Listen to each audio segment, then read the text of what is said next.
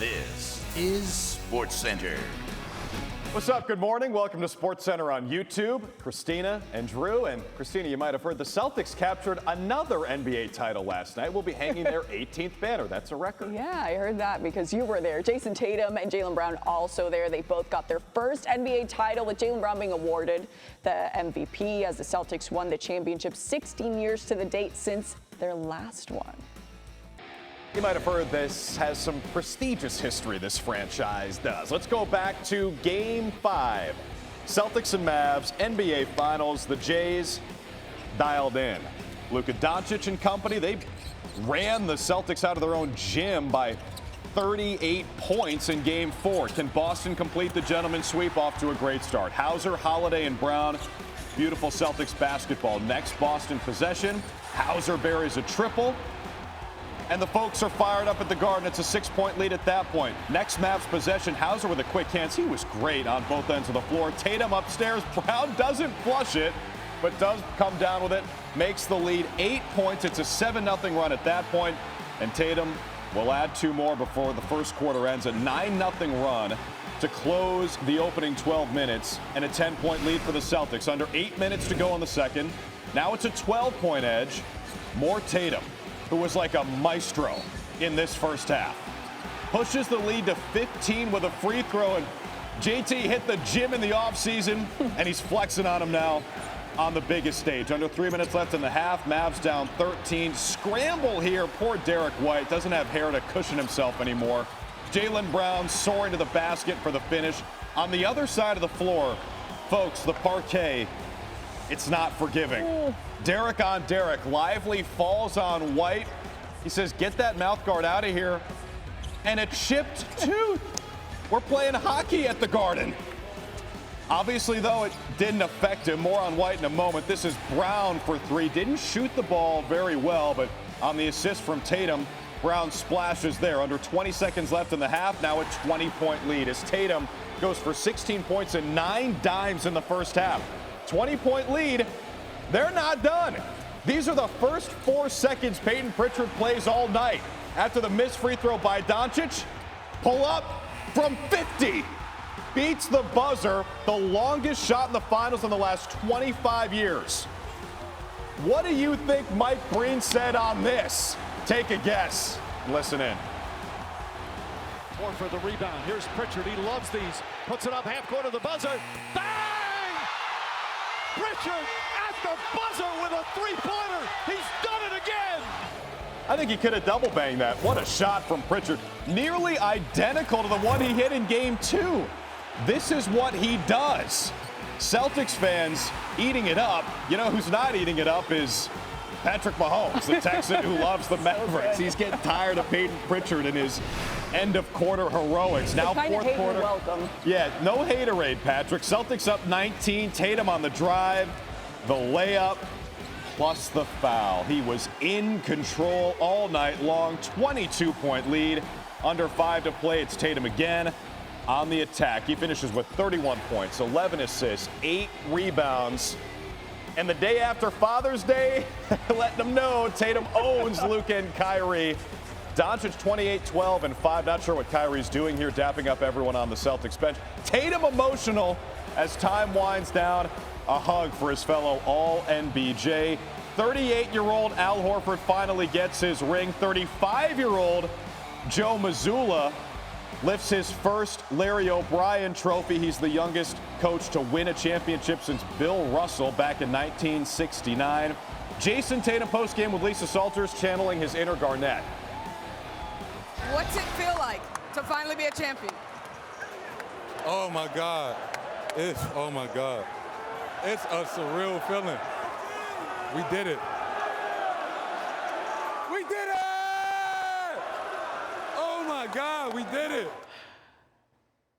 Yes, they did. With that same enthusiasm, we welcome in Andraya Carter to talk about the Celtics' 18th title. All right, Andrea, what did this dynamic duo in Jason Tatum and Jaylen Brown show you in this championship run? What a beautiful moment for Jason Tatum, right? To just let it all out. What Jason Tatum and Jaylen Brown showed me was that they're completely able to block out the noise. And not just the noise from this season, but the noise from ever since they have been a duo. So many people have talked about they can't play on the same court together. Their styles are too similar. They're not going to win a championship. They don't like playing together, right? All the noise going on around these two. Jason Tatum doesn't know how to be a closer. Jaylen Brown is the best player. No, Jason Tatum is the best player. They showed everybody they stand shoulder to shoulder as the best duo. It doesn't matter who's the best individual. They are better together. It's a beautiful moment for those two and for the Celtics. And here's what sticking together did for them. They both combined to score or assist on 86 of the Celtics' 106 points last night to close out the deal. But that's not the only dynamic duo that you have your eye on, Andraya. How about dynamic duo 2.0, who's made up of who? You could argue that the next best duo on the floor was Derek White and Drew Holiday. So I'm literally calling them Dynamic Duo 2.0. The way that Drew Holiday got the offense going to start the game, his cutting, his finishes on the inside, the way he played in that short roll and facilitated. Derek White knocking down threes, his face gets smashed into the floor. He doesn't even check out of the game. The hustle, the heart. They had 4 offensive rebounds each that were back-breaking plays. It is so frustrating when you finally feel like you've got a defensive stop and then someone sneaks right in and gets an offensive rebound. Those two and their ability to be elite stars. You've got 2 superstars in the dynamic duo we just talked about, and then elite stars that shined in their role. Dynamic duo number 1 and dynamic duo 2.0, the best 4 players on the floor for the Celtics. Yeah, Derek White fell on his face physically, but didn't fall on his face when it really counted. Drew Holiday won a title in his first season with the Bucks and just did the same with the Celtics. Drea, thank you. We're going to toss it to Tim Bontemps now as he takes us through the Celtics' pursuit of another title. After blowing a 3-0 series lead, the Heat stopped the Celtics in Boston. We failed. I failed. And we let the whole city down. Since the start of this NBA season, only one outcome has equaled success for the Boston Celtics, raising an 18th championship banner to the TD Garden rafters.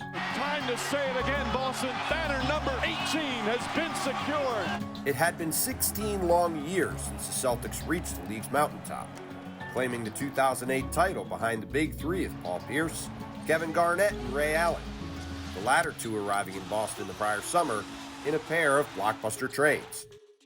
Anything's possible! This season, the Celtics repeated that formula after landing Kristaps Porzingis in a 3-team trade back in June that sent out franchise icon Marcus Smart. What did the Porzingis move do for the Celtics? I think it makes them the title favorite. Before acquiring Drew Holiday, sent packing by Boston's chief rival, the Milwaukee Bucks, just days earlier on the eve of training camp. Elevates, throws it down hard with the right hand. 3 in the air, got it! Ooh. The best team in the NBA is putting on a show. That Boston then dominated the regular season, putting up 64 victories, the most by the franchise since that 2008 team, and a historic point differential only added to the excitement about the Celtics once springtime rolled around. Probably the biggest year in Boston for the Celtics since that 08 team. If they don't win a championship this year, it would be a total gag job. They got everything.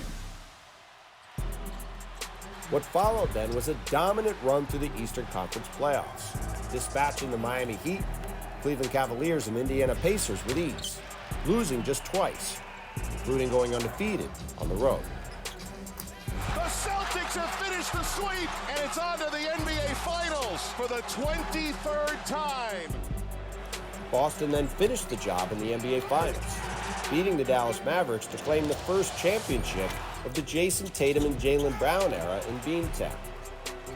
For Tatum, a title gives him a first one at a younger age than many of the game's all-time great players, including Michael Jordan, LeBron James, and Kevin Durant. And for both Tatum and Brown, the title etches in stone the fact that neither of their numbers will ever be worn by another Celtic. for Al Horford and Drew Holiday, a first and second championship respectively, puts them both on a collision course with the Naismith Hall of Fame. And for Celtics coach Joe Mazzulla, already the youngest coach to reach the NBA Finals since Bill Russell 55 years ago, he cements his legacy in Boston at just 35 years old. After years of agonizingly close calls and heartbreaking losses in Boston, 2024 became the year that finally changed.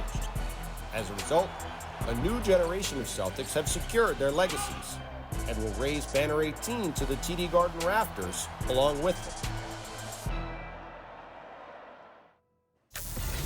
them. Some injury news for the Celtics. Kristaps Porzingis needs surgery for that rare left leg injury he suffered in Game 2. He missed Games 3 and 4, but played 16 minutes and was a +8 last night. The Unicorn said he knew there was some risk in making the injury worse by playing, but he didn't care. And Tim Bontemps reporting that recovery expected to last a few months. As long as he's on the duck boat, who cares? Yeah, your guy, Porzingis. KP, a champion. Had never been past the first round. Now he's a champ. See you next time. We did it. We did it.